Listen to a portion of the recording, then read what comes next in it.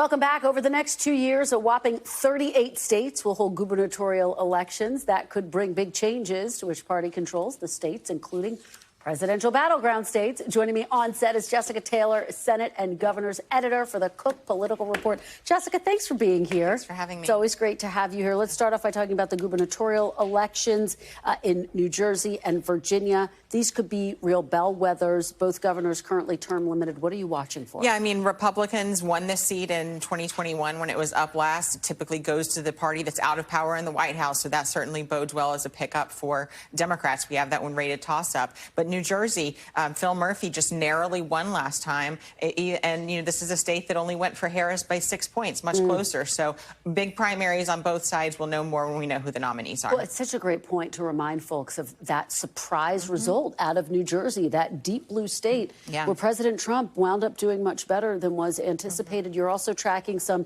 potential pickups for Republicans. Where are you looking? So the biggest ones in 2026, Kansas. This is a state that's vexed Republicans for 2 cycles in a row. Laura Kelly is term limited, so we have that one as their best pickup on the board for a lean Republican. From there, it's the open Michigan seat with Gretchen Whitmer term limited. Now, this could be a really interesting three-way race. The Detroit Mayor Mike Duggan surprised a lot of people last year when he announced he's actually running as an independent. So does that could give Republicans a better shot at that. Congressman John James seriously looking at that race. Several Democrats in that race right now, Jocelyn Benson, the Secretary of State. But now with an open Michigan Senate seat, we're seeing people look at both races. Pete Buttigieg was looking at governor. Now he's looking more at Senate.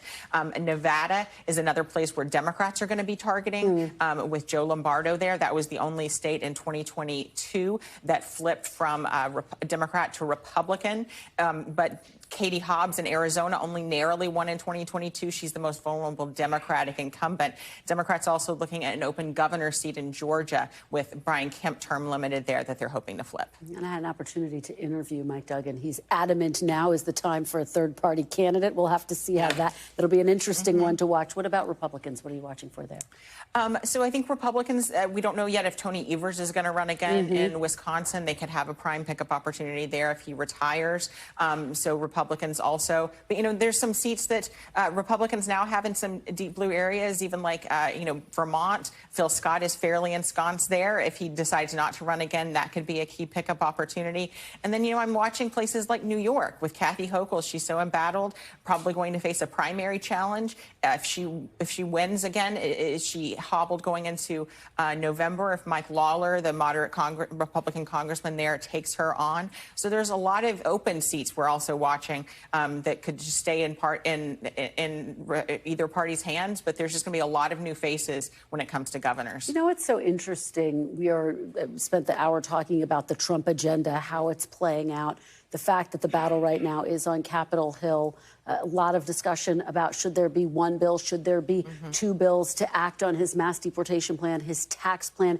How much do you see what happens in the White House right now, how much the president is able to accomplish impacting some of these races? Well, I think you have a lot of Democrats, particularly, that are sort of frustrated with Democrats in Washington, D.C. So you see J.B. Pritzker. He could run for a third term, possible 2028 candidate. Someone that's actually in a very good position, despite being in a perennial swing state, is Josh Shapiro in Pennsylvania. The best thing that might have happened to him was not being picked as VP. Republicans, again, they should be targeting this seat, but Shapiro is so popular, they don't have it at the top of their target list right now. And you know, what's also interesting is that there's always this big question. Is President Trump going to endorse or is he not going to endorse? I mean, if you look at his polling right now, and I had a source say this to me last night, Elon Musk's polling is dropping. Let's put it that way. President Trump's polling right now, he's at the highest he's ever been. Right, exactly, and it's staying there. You know, as you mentioned, we're not even 3 weeks into this administration. Yeah. We know what history tells us that this midterm should be for Democrats, and so that should bode well for Democrats across the country in the House and in governors, but we're not there yet. We cannot, you know, so these are our initial ratings as they come out. follow us at the Cook Political Report for sort of the incremental changes. And I don't want to get ahead of you, but what are you, in the next few weeks, you've got some more data coming out. What can we anticipate? We'll have you back to break it down. Yeah, so our House ratings just came out this week from my colleagues Aaron Covey and Matthew Klein. The House is very much in play with such a slim margin. Senate coming out next week, though, it's a very difficult map for Democrats, even though they're defending fewer seats than Republicans.